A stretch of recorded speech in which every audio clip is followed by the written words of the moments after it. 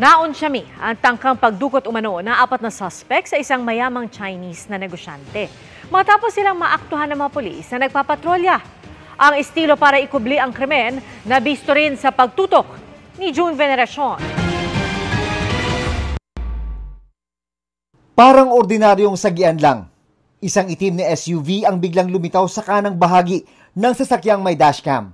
Kinat niya intentionally binangga. So it's a modus operandi.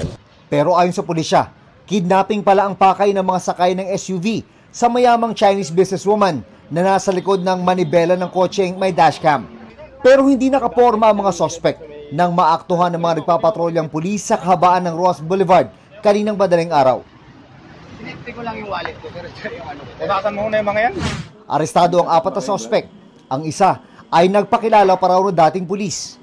Nakuha sa loob ng SUV ang isang paltik, 3 sachet ng hininalang shabu, handheld radio, mga patalim at iba pa. Ang dami yung mga kung ano dala. May mga ice cream pag dala-dala mga mahaba. Akala nila initially is just a vehicular incident. Pero nung lumapit sila, nakita nila na may commotion. Na yung mga lalaki is pinipilit na hilain yung babae outside ng sasakyan niya.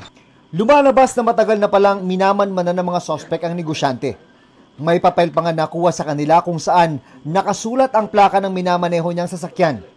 Nakahanap sila ng tiyempo habang pauwi ang negosyante mula sa pinanggalingang hotel kaninang madaling araw. Ito yung mamahaling SUV na ginamit ng mga sospek sa tangkang pangigidnap. Bukod sa mga naaresto, meron pa palang nakatakas na sakay din ito. Inaalam pa ng mga pulis kung sino pa ang makasabot ng grupo. Iniimbestigahan din ang impormasyong may iba pa raw silang target. There is something bigger than this. If we will analyze it deeper. Itong nakuha natin is, I think, ito yung mga utusan. Ayon sa pulisya, isa lang sa 4 na suspect ang may criminal record. May kinalaman ito sa droga. No comment po muna kami sa akin, sir. Sino yung nagpakilalang police or ex-cop? No comment kami, sir. Kabilang sa mga hinahandang reklamo laban sa mga suspect ay attempted kidnapping at possession of illegal drugs. Para sa GMA Integrated News, June Veneracion, nakatutok, 24 oras.